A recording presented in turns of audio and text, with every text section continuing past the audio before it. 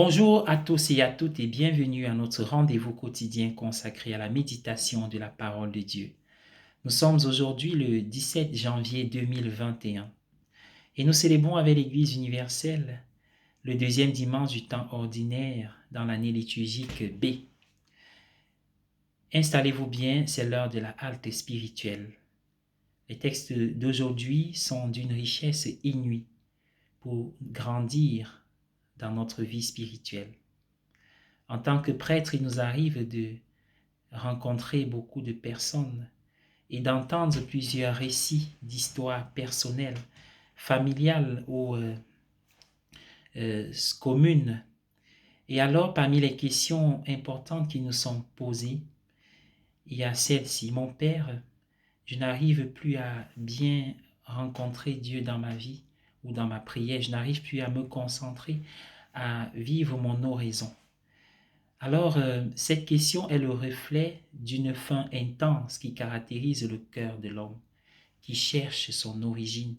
Le cœur de l'homme en quête de sens. Et cela nous arrive à plusieurs moments de notre vie.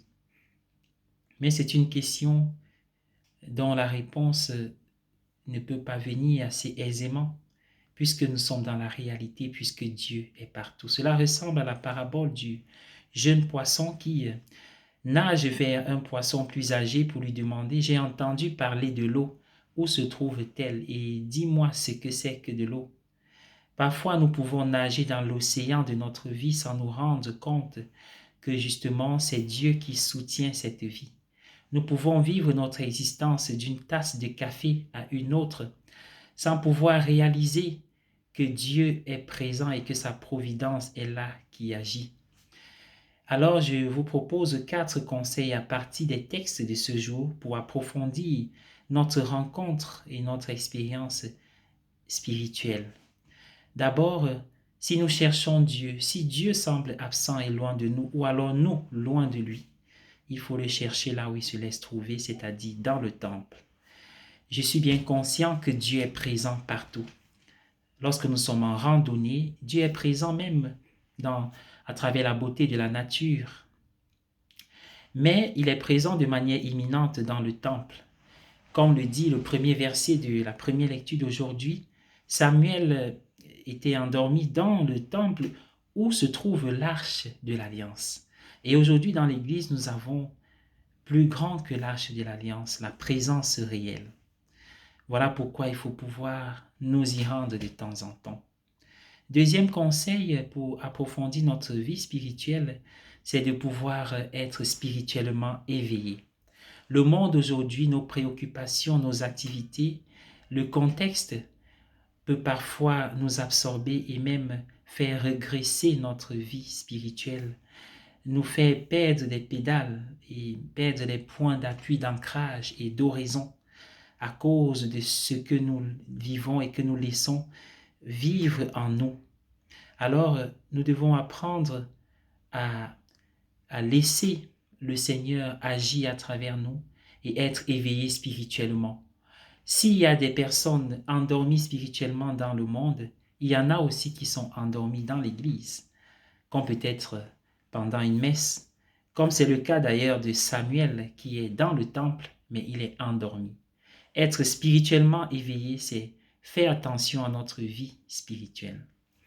Troisièmement, il faut avoir un mentor spirituel, autrefois appelé directeur de conscience. Il s'agit d'une personne habitée par l'Esprit, suivant la grâce qu'elle a reçue. Cette personne peut être prêtre ou pas, religieux ou religieuse. Mais cette personne a vécu des expériences ou en a reçu. Cette personne peut nous tenir, nous prendre par la main. André et Simon dans l'Évangile avaient pour mentor Jean-Baptiste et Samuel avait pour mentor Élie.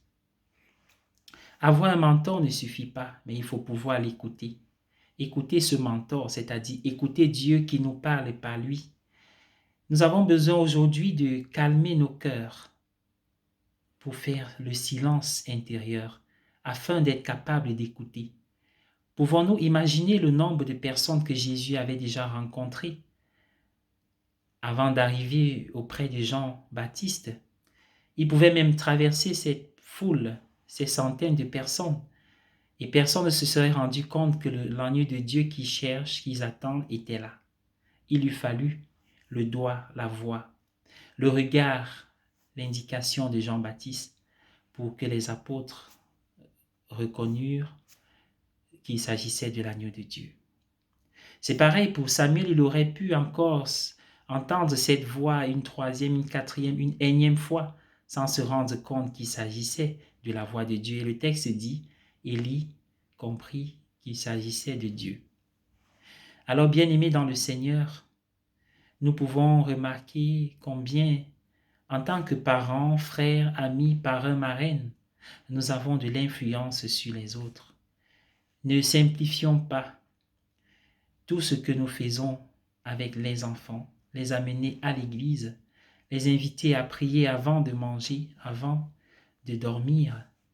Le Seigneur passe par là pour agir, car j'aime toujours le dire, vous les parents, vous êtes les grands-parents aussi, vous êtes tous les premiers catéchistes de ces enfants. Et catéchiser, c'est évangéliser. André parle à son frère et de bouche à oreille, mais c'est pour le conduire à Jésus pour que la transformation se fasse. Et quand ils ont rencontré le Christ, c'est ce qui est important. Quand nos enfants, nos frères, nos proches ont rencontré le Christ, alors ils sont transformés. Simon le pécheur est devenu la pierre sur laquelle est fondée l'Église. Saul est devenu Paul. Samuel le jeune est devenu l'un des grands prophètes. La vraie question, comme nous a dit Victor Franz dans un livre, Découvrir le sens de la vie, c'est un rescapé des holocaustes, il a dit, finalement, la vraie question n'est pas de savoir ce que Dieu fera pour moi demain dans mon avenir, mais la vraie question est de savoir ce que Dieu attend de moi aujourd'hui.